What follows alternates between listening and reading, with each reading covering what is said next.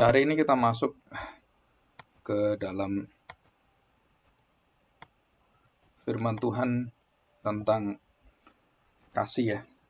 Nah, kita akan belajar bersama-sama perbedaan kasih Allah dengan kasih kita itu apa. Kasih Kristus, kasih Bapa, dan kasih kita kepada Allah dan kepada sesama. Dan kita akan belajar kasih yang agung ini, kasih yang merupakan jati diri Allah sendiri, yang tidak pernah terlepas. Dan kita akan membaca firman Tuhan ya. Nah, kita akan baca 1 Yohanes pasal 4. 1 Yohanes pasal 4 ayat 8 dan 9. Nah, besok akan saya bahas secara rinci dari atas ya. Pasal 4, 1 suratan Yohanes 1, pasal 4 ayat 8 dan 9. Nah, besok saya baca lengkap itu ya. 7 sampai 21. Nah, kita belajar hal-hal penting terlebih dulu dasar daripada kasih Allah yang berbeda dengan kasih manusia. Dan kasih itu memang tidak mungkin bisa dimiliki oleh manusia, kasih yang sempurna, kasih yang sejati itu. Nah, hanya bisa diterima oleh manusia dan tidak bisa diproduksi oleh manusia. Jadi kasih itu mengalir dari sumber, yaitu Bapa sendiri, sumber dari kasih itu, dan melalui anak, yang juga adalah wujud daripada kasih Allah yang paling tinggi, yang paling sempurna. Demikian bunyi firman Tuhan ya. Barang siapa tidak mengasihi, ia tidak mengenal Allah. Sebab Allah adalah kasih. Dalam hal inilah kasih Allah dinyatakan di tengah-tengah kita. Perhatikan ya, dinyatakan di tengah-tengah kita. Yaitu bahwa Allah telah mengutus anaknya yang tunggal ke dalam dunia. Supaya kita hidup olehnya. Ya, kemudian ayat 10, inilah kasih itu. Bukan kita yang telah mengasihi Allah, tetapi Allah yang telah mengasihi kita. Dan yang telah mengutus anaknya sebagai pendamaian bagi dosa-dosa kita. Ya, mari kita berdoa. Kami bersyukur jika kasih-Mu adalah kasih yang melebihi daripada kasih yang ada di seluruh dunia ini. Dan apapun yang mengikat kami, dan apapun yang membuat kami bisa mencintai bahkan hal-hal di luar daripada hidup kami ini. Dan begitu banyak hal yang ingin kami raih, yang ingin kami dapatkan, dan yang kami rindukan. Tetapi sebenarnya hati kami tidak pernah bisa puas dan menerima semua kecintaan kami atas segala sesuatu yang ada di dunia ini. Baik itu barang-barang, baik itu kesenangan secara hobi kami, talenta kami, baik itu keinginan kami, cita-cita kami, ataupun kedudukan-kedudukan dan keinginan-keinginan yang ada di dunia ini. Baik itu melalui bentuk-bentuk pekerjaan, kesenangan, dan bentuk-bentuk sampai kepada hal-hal yang paling rohani sekalipun. Kami tidak boleh mencintai itu melebihi daripada Tuhan, termasuk pelayanan kami. Kami percaya bahwa hanya Tuhanlah yang kami cintai. Pelayanan kami tidak boleh kami kasih seperti kami mengasihi Tuhan. Dan itulah perbedaan yang sangat jauh yang membuat kami menyembah berhala. Bukan seperti orang-orang lain yang menyembah patung-patung, tetapi kami menyembah keinginan kami dan kesenangan kami. Termasuk di dalamnya adalah jika kami diikat oleh sesuatu yang meninggikan diri kami dan bukan Tuhan yang ditinggikan, semua itu akan menjadi berhala kami. Dan itu pun bisa berbentuk pelayanan, bisa berbentuk dalam arti kerohanian dan kesalehan. Kami percaya bahwa kasih Tuhan adalah kasih yang sempurna, yang membuat kami bisa menyingkirkan, melihat, dan membuka semua mata rohani kami bahwa apa yang kami kasih adalah bukan Tuhan. Dan disitulah kami jatuh dalam dosa, dan kami terus diingatkan oleh Tuhan supaya kami sungguh-sungguh hanya mencintai Tuhan dengan segenap hati, segenap jiwa, segenap akal budi dan pikiran kami, dan bahkan kekuatan kami. Bukan di luar itu. Terima kasih Bapa, kami bersyukur karena Engkau mewujudkan dan memperlihatkan kami kasih yang sejati di dalam diri anak-Mu, Tuhan kami Yesus Kristus.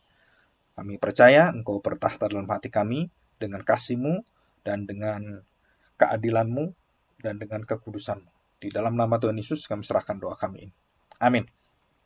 Oke, nah kita akan belajar tentang kasih dan kekudusan yang sudah lewat, bahwa kekudusan Allah itu membuat kita mendapatkan satu kekhususan, bahwa kita mendapatkan bahwa diri kita adalah orang yang dibedakan dari orang lain.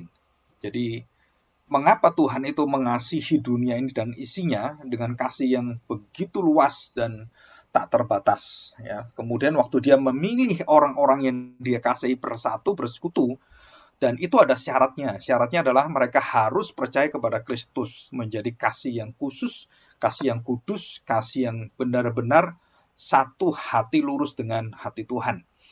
Dan ini bukan hal biasa, karena yang menyeleksi semua itu adalah bukan kami, bukan kita, bukan manusia, bukan orang percaya, bukan gereja, bukan pendeta, tetapi betul-betul kerelaan hati Allah.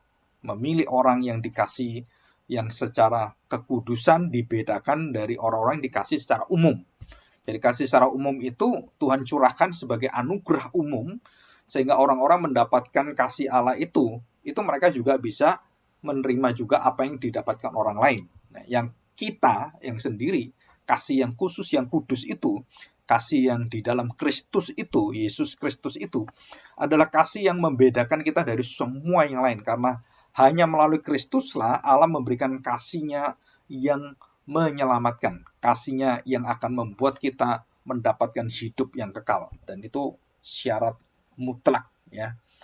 Akulah jalan kebenaran dan kehidupan. Dan semua dikatakan oleh Tuhan Yesus, dan itu jelas sekali. Dan kita sudah belajar Yohanes 3:16 secara singkat.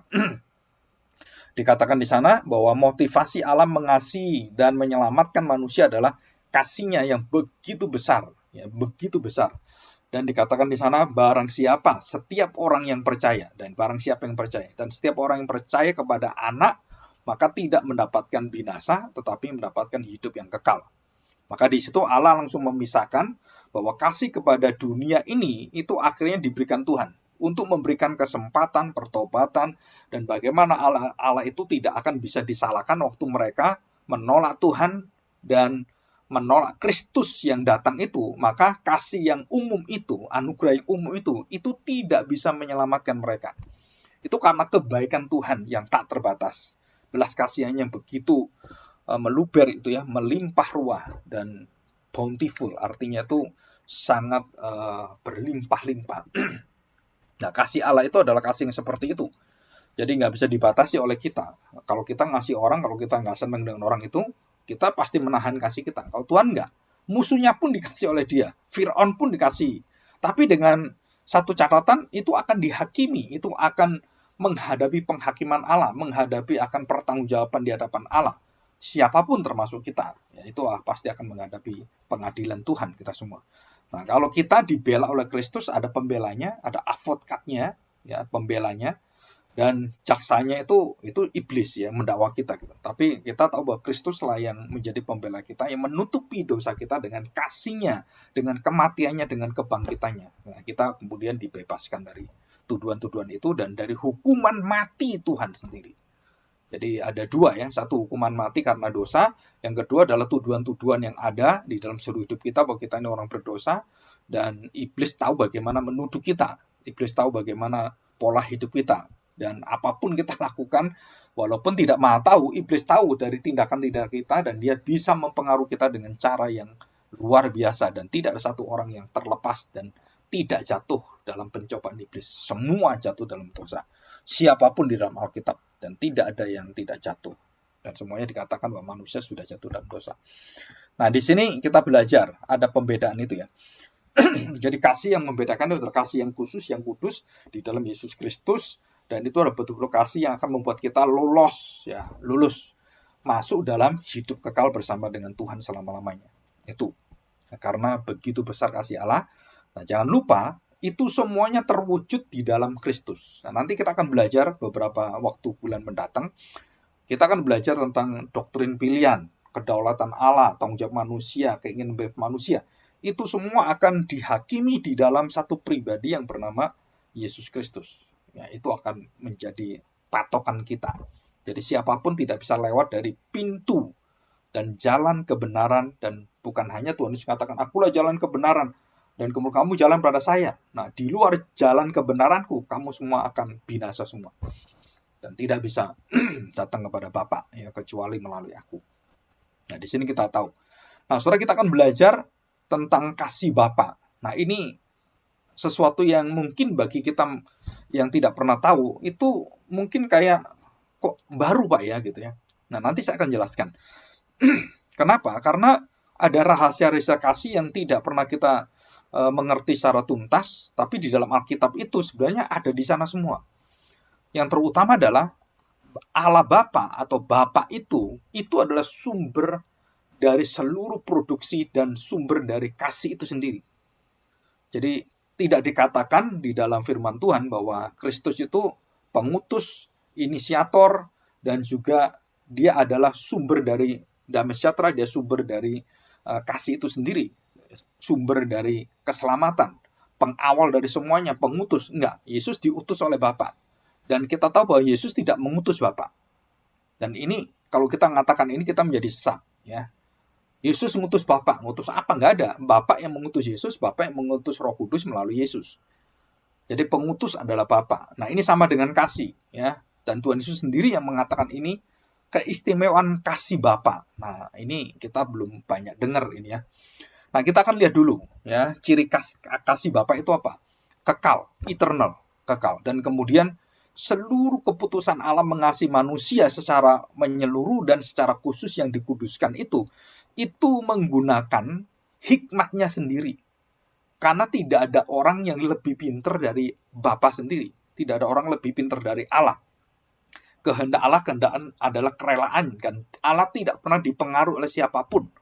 Dan dengan keadaan apapun, Tuhan itu menetapkan semua rancangannya, itu semua dari kemahatauan, kemahadiran, dan kemahakuasaan dia, dan sifat-sifat dia semua yang kudus, yang betul-betul adil dan benar, dengan hikmatnya, dengan begitu dalam pengertiannya itu yang tak terjangkau dengan pikiran kita. Nah, Allah itu menetapkan kehendaknya, sesuai dengan apa? Sesuai dengan dirinya dan ukurannya dia semua. Dan dirinya sendirilah penentu segala sesuatu. Nah, akibatnya apa? Karena Allah yang menentukan dan dia sempurna, maka kasih Allah itu tidak pernah digantikan dan diubahkan dan tidak bisa diubah oleh siapapun. Maka kita sering mendengar bahwa nama kita sudah dicantumkan dalam kitab kehidupan. Sebelum kita lahir, nama kita sudah tertera dalam kitab kehidupan. Loh, kok bisa Pak? Orangnya aja belum ada, namanya aja belum ada, apalagi orang tuanya gitu kan. Manusia belum terlahir, kok sudah Tuhan tahu? Ya itu Tuhan. Pengetahuannya tak terbatas, infinite. Ya. Dan itu pengetahuan yang kekal sebenarnya. Dan karena dia kekal, dia tahu segala sesuatu, dia bisa merancang segala sesuatu, dan itu milik Tuhan semua. Kita nggak bisa bertanya, kok bisa Pak ya? Ya Tuhan, kamu tanya, kamu gila sendiri.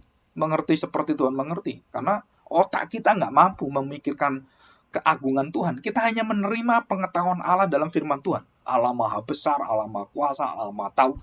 Dan bagaimana maha tahu, maha besar? Ya Allah yang tahu. Kita hanya dikasih tahu aja. Dan terbatas pikiran kita. Bagaimana ya maha kuasanya Allah itu? Kenapa Allah kok berdiam, ada kejahatan, ada bencana alam? Kenapa nggak ditolong? Kenapa dunia nggak dibuat yang bersih aja, harmonis? Udah selesai kan? Nggak perlu ada dosa masuk, nggak perlu iblis diizinkan. Itu kan pikiranmu. Setelah kamu tahu semua, pikirmu kamu lebih pintar dari Tuhan. Jadi kamu ngatur Tuhan, harusnya begini, begini. Nah, kita nggak bisa seperti itu. Dan yang terakhir adalah tidak bisa diubahkan dan tetap, saudara, dan dikatakan di sini bahwa tidak bisa diganggu gugat. Ya. Jadi tidak bisa diganggu gugat, dan keputusan Allah itu selalu sama dan harus ada pembedaan-pembedaan yang jelas sekali. Ya. Oke, kita lihat sekarang. Dengan kekudusan Allah ini, maka kasih itu menjadi apa? Menjadi dua, selalu bersifat dua. Yang pertama, itu memisahkan orang-orang yang bukan percaya pada Kristus dan orang-orang yang menyatu dirinya bersekutu dengan Kristus. Yang terlepas, yang terpisah. Dan itu kasih Bapa. Maka Tuhan Yesus mengatakan apa? Tidak ada seorang pun datang kepadaku kalau tidak melalui kuasa ditarik oleh Bapa. Jadi kasih Bapa lah yang menarik orang itu. Belas kasihannya. Chesed, Hemet, dan mercy. Jadi dari dari dalam diri Allah itu sendiri. Nah, yang kedua yaitu menjauhkan dan mendekatkan. Nah, orang-orang yang dulu jauh sekarang menjadi dekat. Nah, firman Tuhan mengatakan demikian dalam Efesus itu ya. Jadi orang dahulu jauh, kamu dulu dibuang oleh Tuhan, kamu bukan umat yang dipilih oleh Tuhan, kamu umat yang tidak pernah dicatat oleh Tuhan, tidak pernah dianggap oleh Tuhan, tidak pernah dipikirkan Tuhan. Sekarang Tuhan buka itu semuanya, dan yang jauh menjadi dekat, yang dekat menjadi jauh. Yang awal menjadi akhir, yang akhir jadi awal. Yang terdahulu menjadi terkemudian, terkemudian menjadi terdahulu. Nah, itu apa? Itu seluruhnya ada tentang kasih. Ya, kita akan melihat itu. Jadi kalau ada khotbah tentang jauh dekat, awal akhir, itu sebenarnya kalau kita lihat intinya adalah kasih. Dan yang ketiga adalah Tuhan itu menarik supaya kita itu datang bertobat pada Tuhan, dan sebaliknya kalau kamu menolak Tuhan, Tuhan akan membuang kamu. Ya, dengan batasan-batasan yang ada. Yang keempat apa? Nah, ini yang sering kita lihat. Tuhan itu menundukkan, melembutkan, dan Tuhan mampu juga mengeraskan dan menandukkan. Jadi membuat orang itu tidak tunduk tapi nanduk kita. Jadi melawan, bukan taat tetapi memberontak. Nah, itu sama ya. Dan itu terjadi. Nah, ada satu istilah appropriation yang ditulis John Owen, tapi saya nggak ceritakan di sini ya, dalam bukunya Communion with God. Nah, itu sangat bagus sekali ya, sangat bagus sekali. Dia menceritakan banyak hal. Nah, dari sini kita belajar tentang kekudusan Allah ya, dari kalimat-kalimat yang tadi kita baca. Coba kita lihat ya secara hati-hati ya. Kita lihat seperti, perhatikan kalimat Yohanes pasal 4 ayat 7. Saudara-saudaraku yang kekasih, marilah kita saling mengasihi. Sebab, perhatikan sebab, kamu bisa saling mengasihi itu sebabnya apa? Bukan karena orang itu bisa berubah, bukan saya yang bisa hebat, bisa mengasihi kamu, bukan. Sebab dikatakan di sini, kasih itu berasal dari Allah. Jadi kamu bisa saling mengasihi itu. Kenapa kamu bisa saling mengasihi? Sebab kasihmu berasal dari kasih Allah. Kalau tidak berasal dari Allah, kamu nggak bisa saling mengasihi. Nah, saudara, saya beri contoh. Negara-negara yang memusuhi Israel, saudara pikir bisa saling mengasihi? Enggak, mereka berantem, mereka berperang sendiri. Yang ada di Timur Tengah itu, negara ini ngelawan ini, negara ini ngelawan, perang sendiri mereka. Mereka bersatu memerangi Israel, ya kan? Tetapi mereka sendiri pun apa? Tidak memiliki saling mengasihi. Mereka saling mencaplok, saling menguasai, dan ingin menjadi yang pemenangnya di sana, menjadi penguasa. Nah, itu terjadi seperti itu. Tapi di gereja, di keluarga kita, itu tidak ada penguasa, tidak ada orang-orang yang merasa dirinya tuh yang paling hebat, itu nggak bisa. Dan semuanya di dalam kasih itu, tidak ada orang-orang yang ditaruh di dalam atas kita. Semua itu menjadi sama, saling mengasihi. Saling mengasihi itu menghilangkan siapa yang menjadi pemimpin yang paling berotoritas, yang paling bisa semuanya menentukan semua. Nggak bisa. Kenapa? Karena itu semua adalah di dalam kasih itu, semua saling melayani, saling melengkapi, saling mengasihi, saling mengampuni, saling mengerti satu sama lain, dan saling bersabar, dan itu semua di dalam communion with God. Yang di situ jelas sekali. Sebab kasih itu berasal dari Allah. Jadi kalau bukan dari Allah kasihnya, kamu pasti berantem. Gereja-gereja berantem, keluarga berantem. Karena bukan dari Allah kasihnya. Kalau kasih dari Allah, dan di dalam diri kamu ada kasih, dalam diri saya ada kasih Allah, dalam diri kamu ada kasih Allah, dan kasih itu tidak pernah berantem. Kasih itu pasti akan saling mengasihi, saling mengerti, saling menundukkan diri, saling melayani, dan itu sifat daripada bapak ke anak, anak ke bapak. Seperti itu. Dan ini rahasianya, rahasia yang kekal ini. Kenapa orang Kristen pasti segala apapun? Saya pernah di dalam satu rapat dan saya beritahu, kalau kalian ya, di dalam rapat-rapat gereja, dan dengan pengalaman berpuluh-puluh tahun saya di gereja itu, hampir semua rapat itu kalau kita perhatikan baik-baik, itu bukan masalah kerohanian yang penting yang dibicarakan, tetapi masalah hati masing-masing yang mau menang sendiri. Dan itu menunjukkan bahwa kamu tidak memiliki kasih. Kenapa? Karena kamu berantem. Dan orang-orang yang mengerti kasihlah yang selalu mengalah, yang selalu memberikan dirinya kepada bergantung pada Tuhan. biarlah Tuhan yang menentukan semuanya. Karena Tuhan yang punya kuasa. Dan Tuhan yang berhak menyingkirkan, yang menarik, yang membuang, yang menjauhkan, mendekatkan, memisahkan, menyatukan. Itu Tuhan semuanya. Nah, orang-orang yang disatukan Tuhan yang punya kasih yang sejati di dalam persekutuan, di dalam rumah tangga, dalam keluarga, di dalam gereja, dalam pelayanan, itu mereka yang rendah hati itu akan menyatu sendiri, saling mengasihi, saling rendah hati. Menemukan istilahnya kalau sekarang chemistry surgawi, heavenly chemistry. Jadi cocok gitu. Kok bisa ya kamu dengan saya bisa cocok ini? Walaupun kita gereja berbeda gerejanya, tapi kita memiliki kasih Tuhan yang sama. Nah, itu saudara. Saya pernah bertemu dengan orang-orang yang saya lihat saya nggak pernah kenal dia, tetapi waktu berbicara, wah ini rohnya sama ini. Roh apa? Melayani, kerendah hati, mengerti bagaimana melayani. Waduh, dia mengatakan saya betul-betul wah nggak kuat dalam melihat semua apa berantem dan cekcok, selisih, menyelisih semuanya. Nggak ada tiap hari itu, tiap kali bertemu itu isinya apa? Berantem dulu. Itu artinya apa? Kamu nggak pernah mendudukkan diri kepada kasih Allah. Ya. Dan perhatikan kalimat yang kedua. Dan setiap orang yang mengasihi, wah ini ditekankan lagi, lahir dari Allah dan mengenal Allah. Jadi kalau saya mengatakan, kalau kamu kontok-kontokan gitu ya, berarti kamu nggak kenal Tuhan. Tapi kalau kamu saling mengalah, oh iya dah, kamu mau apa? Saya mau melayani kamu. Kamu mau apa? Saya mau memberikan hidup saya, apa yang perlu kami bantu, apa yang perlu kami lakukan gitu. Nah, di situ kasih itu menunjukkan bahwa kamu mengenal Allah. Karena kamu berasal dari Allah, kamu lahir dari kasih Allah. Itu luar biasa sekali. Ya. Nah, perhatikan sekarang kita dibalik ini. Barang siapa tidak mengasihi, ia tidak mengenal Allah. Berarti dalam diri kita bukan karena kasih kepada anak, suami istri, bukan itu, saudara. Ini kasih yang di dalam kasih agape ya. Kasih agapo, itu kata bendanya. Agape itu bentuk kata kerjanya. Jadi bentuknya apa? Kasih mengasihi. Kasih Allah yang selalu bergerak itu. Dan waktu kita melihat barang siapa tidak mengasihi, ya tidak mengenal Allah. Sebab Allah adalah kasih. Saudara, kalimat ini kita taruh di dinding gitu ya, atau di pintu kita di mana-mana. Karena saudara tahu bahwa hukum Taurat tentang kasih puncaknya itu ditempelkan di mana-mana oleh siapa? Orang Yahudi. Kasih kepada Allah, kasih kepada manusia. Seperti mengasihi diri sendiri. Dan itu adalah puncak dari hukum Taurat. Kesempurnaan hukum Taurat itu apa? Mengasihi Allah dengan wujudnya apa? Mengasihi manusia. Dan itu menunjukkan bahwa saya mengasihi diri saya. Karena diri saya dikasih oleh Allah. Dan itu komplit gitu kan. Dan itulah puncak kesempurnaan Taurat.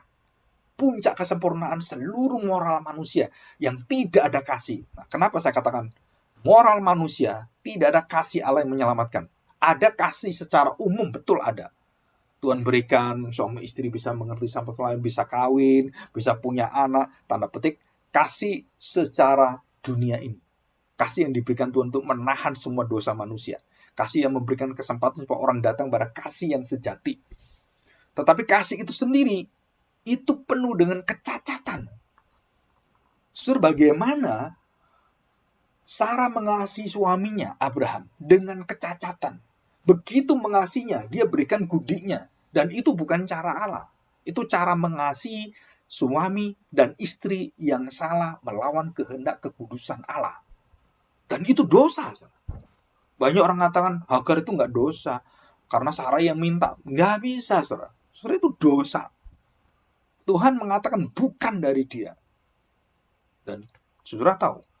Jadi Sarah itu mengajari Tuhan. Sarah itu mencari jalan keluar supaya bisa menggenapi kehendak Tuhan dengan caranya sendiri, dengan cara yang penuh dosa. Apakah motivasi dia mencintai Abraham? Betul-betul dia mencintai. Apakah kasihnya dia kudus? Tidak. Situ, saudara. Kasih dia nggak kudus.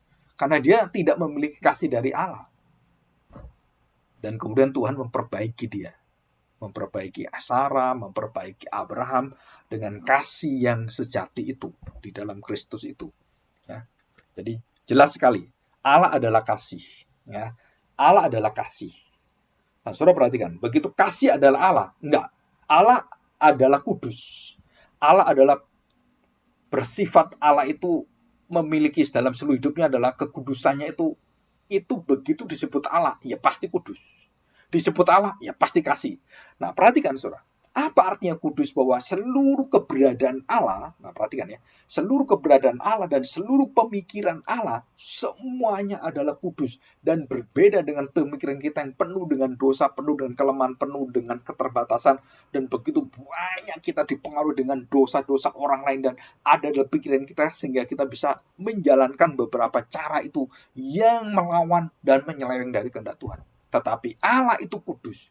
Dia bersih dari segala pengaruh. Dan Allah adalah Allah kudus waktu dia dalam keberadaannya berbeda dari semuanya. Dia Allah yang tahu betul-betul apa yang dia kerjakan dan apa yang harus kita kerjakan. Dan itu Allah.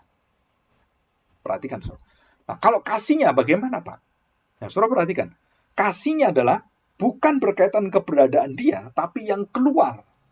Kekudusan itu berkaitan dengan seluruh esensi Allah.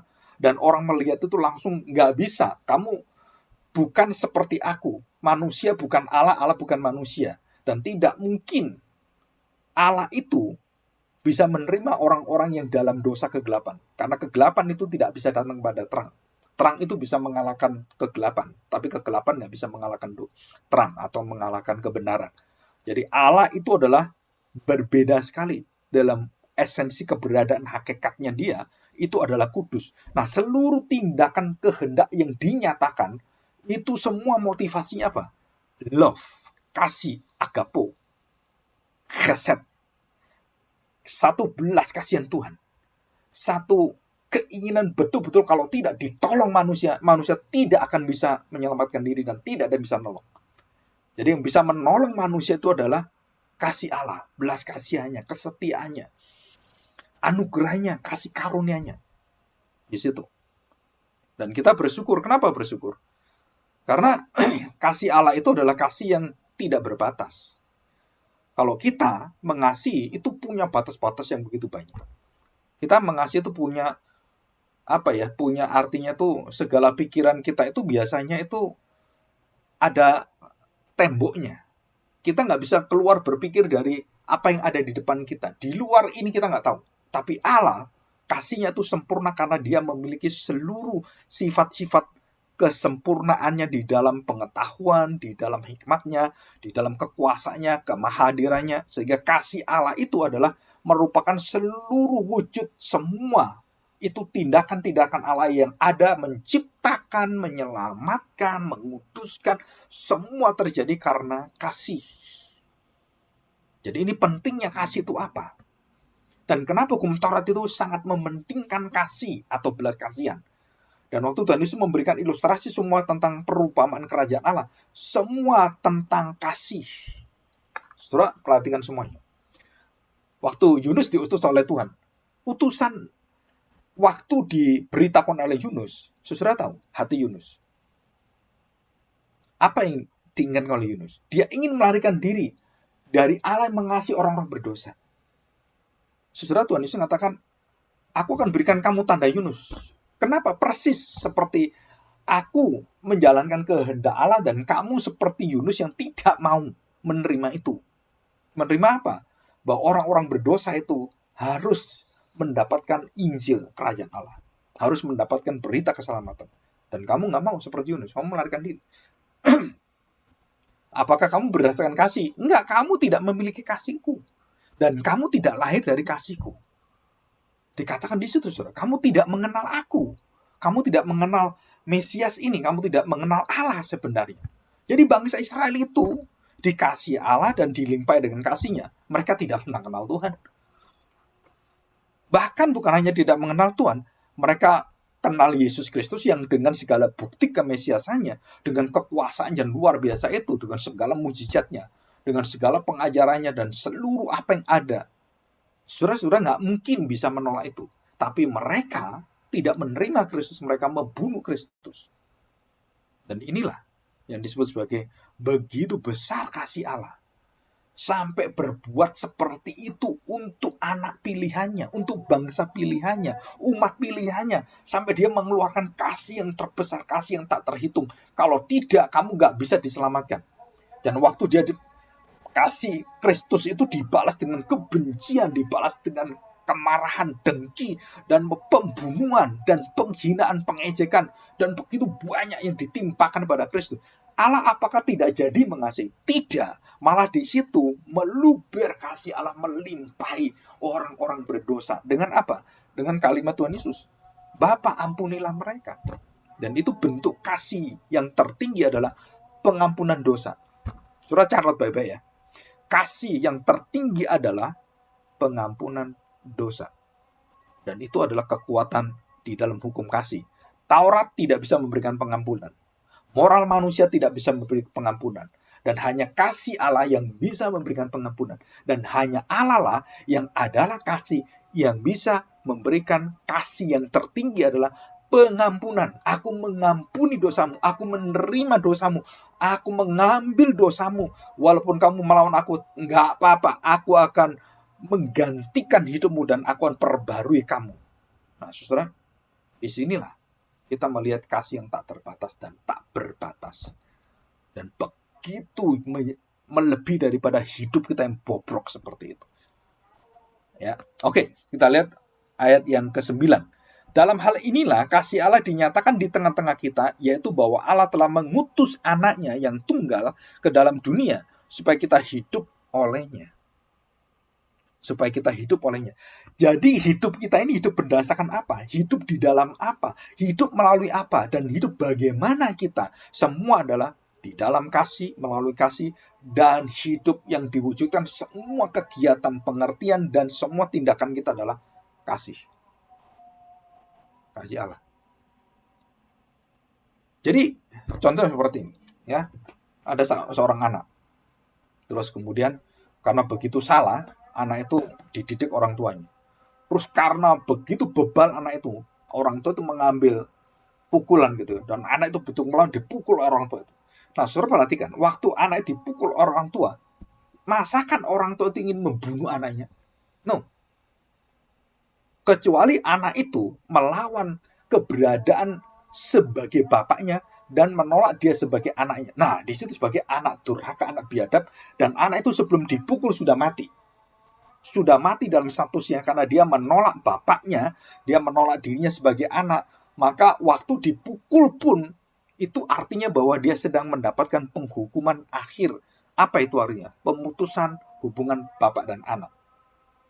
Nah, saudara, Tuhan tidak menggunakan itu sebagai awal waktu dia marah. Enggak, itu sebagai titik akhir. Kamu bukan lagi anakku, kamu bukan lagi umatku. Kenapa? Karena kamu menolak dan membuang aku. Jangan menyembah Allah lain. Dan itu hukum Taurat yang pertama. Dan mereka baca itu tiap hari. Mereka renungkan tiap hari. Mereka melawan Kristus, melawan Mesias. Dan mereka menolak Allah yang disembah. Dan mewujud dalam manusia. Dan mereka bunuh. Dan ini artinya apa?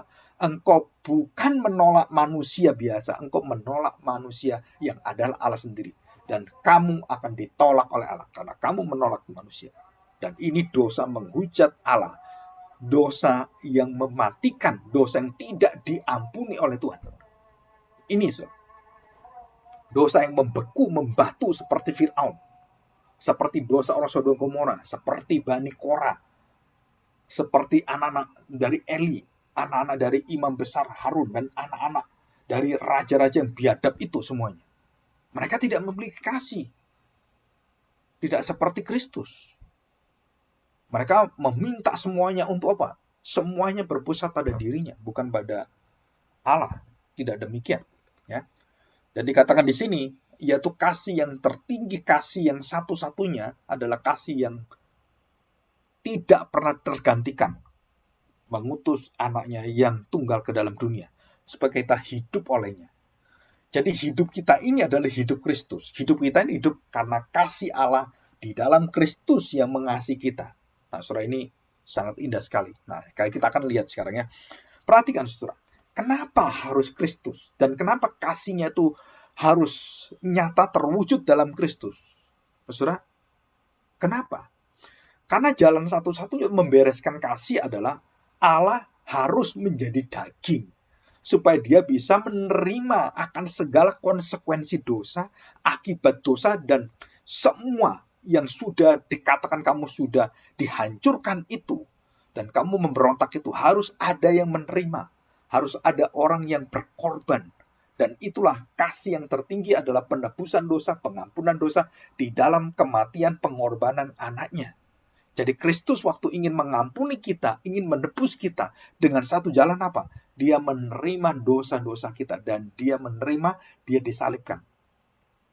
Nah, saudara, salib adalah wujud tertinggi yang terlihat makna dari kasih Bapa yang tidak pernah kita bisa bayangkan. Semua orang melihat binatang dikorbankan. Orang nggak pernah melihat binatang dikorbankan itu setengah mati. Kepalanya waktu disembelih itu, bagaimana sakitnya kejat-kejat seperti itu kan, dipotong dan darahnya muncrat semuanya, dan sampai kejang-kejang seperti itu. Saudara, itu sama persis kondisi seperti Kristus mati di kayu salib.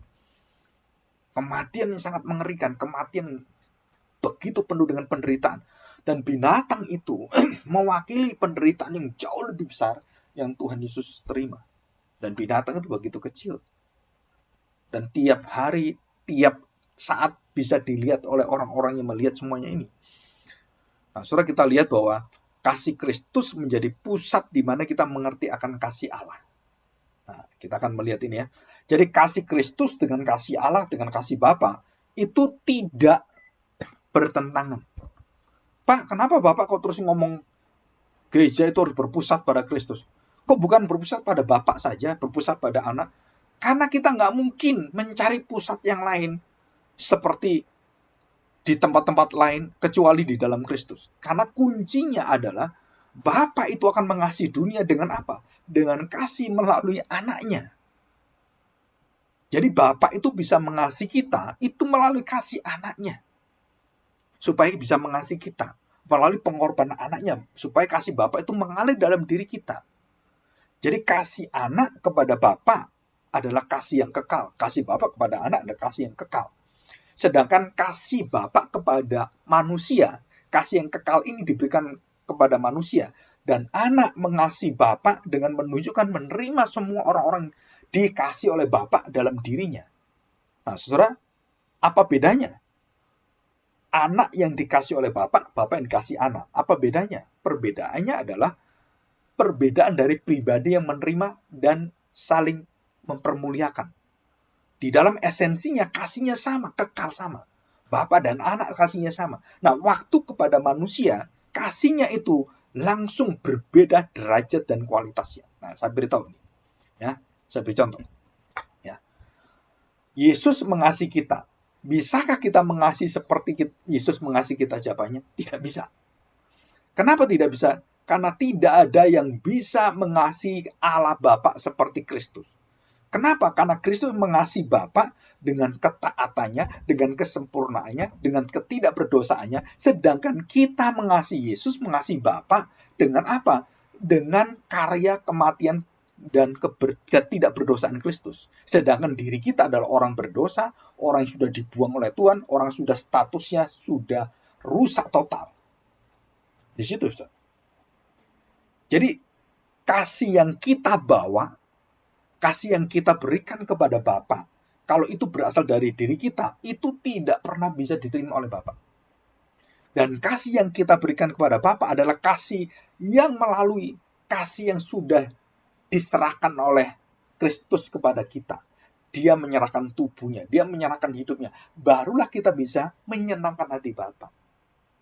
Dan itu pun bukan seperti Kristus mengasihi Bapa. Jadi Kristus mengasihi Bapa itu kekal, itu sempurna, itu maha hadir dan semuanya kasihnya itu betul-betul bulat dan utuh. Sedangkan kita tidak seperti Kristus dan kita selalu harus mengalami pengantara, kita harus mengalami mediator di dalam Kristus. Baru kita menerima kasih Bapa. Jadi kasih Bapa itu akan mengalir langsung dalam diri kita setelah kita menerima kasih Kristus. Baru Bapa mengasihi langsung kepada kita. Dan ini keindahannya. Jadi kasih itu bersumber kepada siapa? Kepada Bapa. Dan kasih Kristus bersumber pada Bapa. Dan kasih kita bersumber pada Kristus yang bersumber kepada Bapa. Nah, saudara, ini tidak boleh diatur dan dibuat mainan. Artinya apa? Kita salah gunakan. Oh, sumber kasih adalah Yesus Kristus, Sang Anak, bukan Bapa. Saudara, kita tidak boleh mengganti apa yang ditulis dalam firman Tuhan. Nah, ini yang saya katakan baru. Kenapa, saudara? Karena seluruh kitab suci menjelaskan semua inisiasi, semua berawal, bermula, bersumber pada Bapa. Dan Yesus mengatakan, aku diutus oleh Bapa. Aku tidak berbuat apapun kalau bukan Bapa. Aku tidak mengatakan apapun, tidak mengajarkan apapun kalau bukan yang diajarkan Bapa, bukan dikatakan Bapa. Jadi posisi Yesus adalah posisi yang betul-betul mewujudkan seluruh keinginan, kehendak hati kasih Bapa. Saudara bisa ngerti ini ya. Jadi Tuhan Yesus tidak menjadi tanda petik sumber dari kasih itu, tapi Bapa dalam peranannya pribadinya. Tapi dalam kealahan yang satu, sama semua sebagai sumber segala sesuatu. Tapi dalam peranan pribadinya yang terlihat kepada manusia yang terwujud dan kemudian menyentuh kita dan berurusan dengan kita, makhluk-makhluk hidup ciptaannya dia, maka semua berawal dan selalu melalui Kristus. Nah, saudara, di sini uniknya. Di sini rahasianya. Jadi kasih yang bisa diterima oleh Bapa itu hanya satu kata. Inilah anakku, kepadanya lah aku berkenan. Dialah yang kukasihi. Maka tidak ada orang lain kalau bukan di dalam Kristus yang bisa dikasih berkenan kepada Bapa. Saudara mengerti ini ya? Jadi kualitas saya diterima oleh Bapa itu bukan karena diri saya itu memiliki kasih yang seperti Kristus, yang punya kualitas Kristus. Bukan, saudara. Kasih saya adalah kasih yang penuh dengan keberdosaan. Penuh dengan emosi, penuh dengan pikiran-pikiran yang terbatas sekali. Tapi saya diberi kasih Kristus dalam diri saya. Nah, kasih Kristus inilah yang saya miliki dan kemudian apa? Yang dilihat oleh Bapa dan Bapa menyerahkan kasihnya yang kekal itu dan mengalirkan dalam diri kita. Kenapa? Karena kita memiliki tubuh Kristus, darah Kristus, dan hidup Kristus. Barulah kita bisa dikasih oleh Bapa. Nah, saudara, dikatakan dalam firman Tuhan ya. Perhatikan ayat 10. Inilah kasih itu, bukan kita yang telah mengasihi.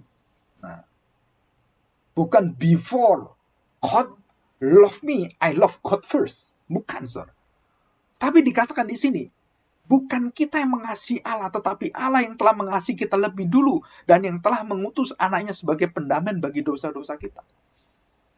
Jadi bukan kita yang mengasihi Allah, tapi Allah yang mengasihi kita.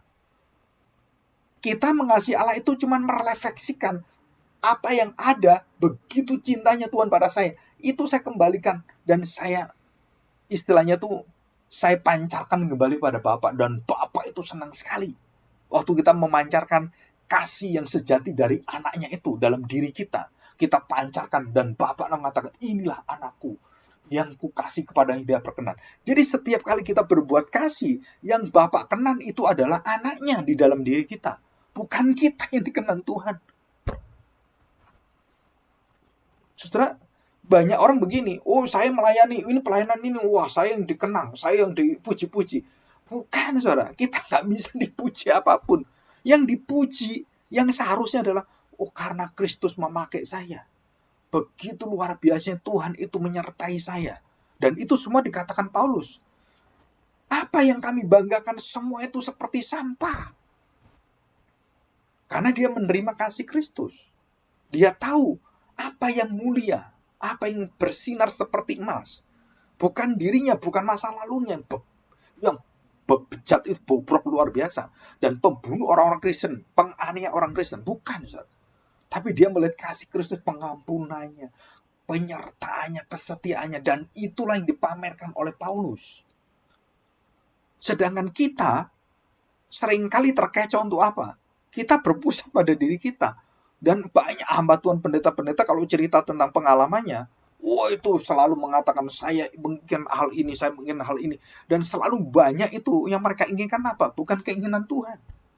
Saya tanya, apa sih keinginan Yesus Kristus dalam hidup yang paling tertinggi? Cuma satu, menjalankan kehendak Bapa, taat pada kehendak Bapa. Titik, nggak ada yang lain. Nah, kita kerjakan apa sekarang? Saudara, ini sesuatu yang mengubah pikiran kita. Jadi kasih Kristus kepada Bapa, kasih yang sempurna, kasih yang kekal, kasih yang tidak berubah, kasih yang begitu menakjubkan. Nah, kemudian kasih Bapa kepada anak itu disalurkan kepada orang-orang percaya. Kita semua mendapatkan kasih Bapa itu karena di dalam diri kita sudah mendapatkan pengampunan, penebusan, dan kematian penderitaan Kristus. Jadi Bapa waktu melihat kita, dia melihat Kristus yang mengampuni, mengasihi kita. Jadi kita diterima dikasih Bapa karena Kristus sudah mati bagi kita. Begitu besar kasih Allah akan dunia ini sehingga dia memberikan anaknya. Kasih Allah siapa? Allah Bapa kepada anaknya. Barang siapa yang percaya tidak binasa melainkan hidup yang kekal. Nah, saudara, jadi kasih anak, kasih Bapa itu kasih yang saling memuliakan dan kasih yang sempurna. Dan waktu kita mengasihi Tuhan Yesus dengan kasih yang berasal dari Kristus Yesus, maka kasih itu menyempurnakan kita. Kasih itu membuat kita bisa saling mengasihi. Tapi kalau kasih itu masuk dalam daging kita, di situ kita berantem, di situ kita cekcok, di situ kita saling gontok-gontokan. Kenapa? Karena kasihnya ada di dalam dosa kita. Seharusnya kita orang-orang percaya, para hamba Tuhan, pemimpin gereja, atau orang-orang di dalam keluarga Tuhan, itu harusnya memiliki kasih Allah yang bisa jauh lebih dalam daripada apa yang ada dalam dosa-dosa kita, dalam kelemahan kita, dalam kebebalan kita, kemalasan kita, banyak sekali. Kita ini diliputi dengan segala kelemahan natur dosa kita. Dan disitulah kasih Allah bertahta, dia bisa mengerti dalam-dalamnya kelemahan-kelemahan suami istri, orang tua anak, kelemahan pengurus dengan pemimpin gereja, dan semua itu bisa saling melengkapi semuanya. Dan itulah rahasia kasih. Jadi kasih bersumber dari Bapa, berpusat, beredar dari awal sampai akhir dari Bapa. Dan itu kemudian masuk dalam Kristus secara kekal dan dibagikan di dalam Kristus. Orang-orang percaya pada Kristus, Bapa katakan, inilah anak-anakku. Bukan anak tunggal ya. Anak-anak yang menerima anakku adalah anak-anakku semuanya. Perhatikan. Semua orang-orang yang menerima anakku adalah anak-anak di dalam seluruhnya. Aku terima karena anakku yang tunggal. Dan kamu diampuni oleh darah anakku, maka kamu aku kasih berdasarkan apa? Berdasarkan karya, kasih karunia dari anakku ini. Kamu aku terima semua. Saudara, itu sangat masuk akal di dalam pikiran kita sebagai manusia. Dan tidak mungkin Allah mengasihi kita tanpa bisa kita disempurnakan, dikuduskan, dibenarkan dulu. Dan kita harus dibereskan dulu dalam kasih yang di dalam kelemahan dan kebobrokan kita itu. Kita harus mendapatkan kasih yang baru, memperbarui kasih yang menghidupkan kita dari segala dosa kita. Jadi kasih Allah, Bapa kepada Kristus, dan kemudian Kristus mengasihi kepada Bapaknya, itu sederajat. Dan itu kasih yang sempurna, yang kekal. Dan kasih inilah yang terus memelihara dalam hati kita. Kasih yang penuh dengan kerentanan, kerapuan, dan juga bisa bisa tidak pernah bisa cocok seperti itu. Dan kasih Allah inilah yang menguasai kasih eros, yang menguasai kasih philia, menguasai kasih storge, kasih famili, kasih nafsu, dan semuanya. Dan itu yang bisa menguasai, yang bisa memperbarui, yang bisa memulihkan adalah kasih Bapa. Maka kalau kita berkhotbah, kasih Bapa itu artinya apa? Saudara, maka kita tidak terlepas dari apa? Kasih sang anak yang tunggal. Jadi kebesaran kasih Bapa, sebesar apakah Bapa mengasihi orang berdosa, sebesar kematian pengorbanan sang anak. Dan itulah kasih Bapa yang terbesar, dia memberikan anaknya. Dan anak memberikan nyawanya kepada kita untuk menanggung dosa kita. Itu setara, saudara. Anak memberikan nyawanya, Bapa memberikan anaknya. Sama, yang diberikan semua nyawa semua. Hidup anaknya. Dan hidup anaknya dari hidupnya Bapa juga. Dan ini adalah sesuatu yang indah dalam kasih Allah. Jadi kasih Bapa itu seperti air yang terus mengalir, yang tidak pernah berhenti. Dan segala anugerah Tuhan di sekeliling kita. Jadi saudara, begitu ada bencana alam begini-begini semuanya, saudara, semua itu ada tindakan tanda petik yang sulit kita mengerti, dan semua adalah tindakan kasih Allah dalam segala hal apapun terjadi. Jadi semuanya gini ya, ada orang merasa tanda petik terlaknat, merasa apes, merasa sial, ya, banyak peristiwa sekali. Terus kemudian tanpa tending aling-aling, tiba-tiba ada orang anaknya mati kena petir. Waduh, kepalanya mati gitu kan. Saudara, dan waktu kita melihat kejadian itu, pikiran kita, perasaan kita nggak terima dengan Tuhan. Kenapa? Kenapa anak saya mati seperti itu? Kenapa orang yang anaknya mati bisa enak? Kenapa anak saya matinya kena petir seperti itu? Dan kita berpikir ini bukan kasih Allah, ini hukuman Allah. Oh, ini saya mendapatkan begitu banyak, dan kemudian kita menyalahkan diri, kita menyalahkan sampai akhirnya terakhir menyalahkan Tuhan sendiri. Kenapa menyalahkan Tuhan sendiri? Kenapa kamu bunuh anak saya?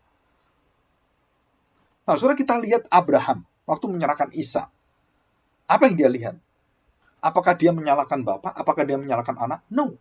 Karena dia memiliki kasih yang di dalam pikiran dia adalah kasih yang akan bisa membangkitkan orang mati. Nah, kita juga sama. Waktu ada kejadian kemalangan, kesialan, musibah, dan terjadilah musibah di depan mata kita. Wah, tsunami terjadi, ratusan ribu orang mati. Saudara, bagi kita itu adalah wujud dari kasih Allah. Dan tidak ada tindakan yang Tuhan izinkan tanpa alasan dasar kasih Allah. Jadi waktu Allah menghakimi berdasarkan kasihnya, Allah marah berdasarkan kasihnya, Allah mengadili berdasarkan kasihnya, dan Allah membuang orang ke neraka berdasarkan kasihnya. Barang siapa yang percaya, setiap orang percaya, depannya karena begitu besar kasih Allah. Dan itu menjadi dasar untuk apa? Yang percaya dan tidak percaya. Yang percaya hidup kekal, yang tidak percaya masuk neraka, dibinasakan Tuhan. Itu berdasarkan kasih Allah. Dan kita di sini baru tahu. Jadi di dalam hidup orang percaya, nah kita lihat Roma pasal 8. Ya, ini Paulus katakan dengan sangat indah. Ya, perhatikan. Di dalam hidup orang percaya, saudara, ini ada satu kebenaran yang kita harus ingat, kita hafalkan ayat ini. Dan kita ingat-ingat. Demikianlah, Roma pasal 8 ayat 1. Demikianlah sekarang tidak ada penghukuman bagi mereka yang ada di dalam Kristus. Tidak ada penghukuman, tidak ada tuduhan, tidak ada dakwaan. Semua dibela dan diambil oleh Kristus. Hukumannya, dakwaannya, semua diambil oleh dia. Jadi kita sekarang tidak kena hukuman, tidak kena ikatan, dan tidak kena belenggu dosa apapun. Kita dibebaskan oleh Tuhan. Melalui siapa? Yesus berkarya. Ayat 2, Roh yang memberi hidup telah memerdekakan kamu dalam Kristus dari hukum dosa dan hukum maut. Luar biasa ini, saudara. Jadi yang menolong kita ini tiap hari, Yesus menyertai kita dengan rohnya dan firman-Nya, dengan kuasanya itu. Kita melewati masa-masa bagaimana orang-orang mati, bagaimana orang menderita, semuanya ketimpa musibah semuanya. Dan kita bisa melewati itu dengan apa? Dengan roh yang membimbing kita, yang memerdekakan kamu, yang menghibur kamu, menguatkan kamu, dan menghadapi pintu maut terakhir. Dan di situ kamu bersama dengan roh Tuhan. Dan kamu dihantar oleh roh kepada Kristus. Jadi semua orang yang mati di dalam Kristus, itu jelas. Tidak bisa kita katakan, wah kena petir, wah ini kena hukuman. Nggak bisa, saudara. Kenapa? Kasih Allah luar biasa. Untuk menunjukkan kepada kita, kita harus menerima tanda petik yang sulit kita terima. Kita tidak bisa menolaknya. Dan kita harus mengatakan, Tuhan Engkau baik. Engkau penuh kasih kepada saya. Saudara, Matthew Henry kehilangan istrinya, kehilangan anaknya, sebagian besar anaknya itu mati semuanya, dalam satu kematian, dan dia sampai duduk di hadapan Tuhan, dia bertekun dalam doa, dia tanya pada Tuhan, Tuhan salah saya itu apa? Matthew Henry, penulis besar sepanjang masa tafsiran Alkitab, yang sampai hari ini menjadi patokan dari orang-orang gereja dan semua, Matthew Henry. Dan dia mengalami kehidupan bagaimana Allah mengasihi dia sedalam-dalamnya sampai kepada jurang lembah kekelaman. Dan dia waktu di dalam kematian, dalam tubuhnya yang sudah mau mati itu, dia mengatakan begitu besar kasih Allah. Dan begitu baik Allah itu kepada saya. dan dia mengerti bahwa seluruh karya Allah, kerja Allah itu dalam hidupnya yang bisa dimengerti, yang bisa diterima, yang tidak bisa terima, yang sulit di dalam kesedihan, kedukaan, ataupun di dalam kesenangan, dalam lembah penuh dengan pujian, lembah penuh dengan padang belantara semuanya, atau dalam lembah kekelaman penuh dengan kematian. Saudara, semua kegiatan semua yang kita lihat semua, itu karena Allah mengasihi kita. Begitu besar kasih Allah. Segala sesuatu terjadi untuk kebaikan dan begitu baiknya Allah mengasihi kita. Apapun yang terjadi. Jadi kita orang Kristen tidak boleh mengatakan bahwa kesialan ada dalam hidup saya. Waduh, ini sial saya. Waduh, no, saudara. Semua diatur oleh Tuhan. Kita tunduk pada Tuhan dan kita tahu Tuhan itu selalu baik dan penuh dengan kasih. Mari kita berdoa. Kami bersyukur Bapa. Kami mulai mengerti kasih Bapa di dalam kasih anak-Mu yang tunggal. Kenapa disebut sebagai anak yang tunggal, anak yang sulung, dan kasih-Mu hanya kepada Dia. Kasih-Mu yang sempurna Engkau curahkan hanya kepada ketaatan yang sempurna di dalam diri anak-Mu. Dan di sanalah mengalir keselamatan. Di sana mengalir kasih karunia anugerah yang besar. Dan itulah menjadi motivasi setiap orang mendapatkan keselamatan, anugerah, kelepasan dari kemerdekaan dari dosa. Tuhan, kami bersyukur hari ini, karena di dalam apa yang kami lihat, yang kami amat-amati, begitu lemahnya kami, tetapi nanti setelah kami bertemu dengan Engkau, keluar dari alam dunia yang penuh dengan dosa, onak, dan duri ini, waktu kami berada dalam alam bersama dengan dalam kesempurnaan, dalam surga itu, baru kami mengerti betapa indahnya Engkau menyertai kami. Setiap jalan hidup kami Engkau rancang dengan kebaikan-kebaikan. Walaupun kami sulit menerima, apakah itu malapetaka, musibah, dan bencana-bencana alam itu Tuhan. Kami tahu, Tuhan kasih-Mu melebihi daripada mata kami semuanya. Terima kasih Bapa. Kematian kami, ketidaktaatan kami adalah tempat di mana kami melihat begitu besar kasih Allah kepada kami.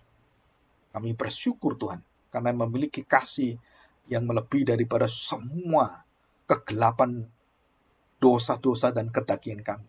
Sehingga Engkau adalah Bapa sumber kebaikan, sumber damai sejahtera, sumber daripada seluruh pengampunan Kristus.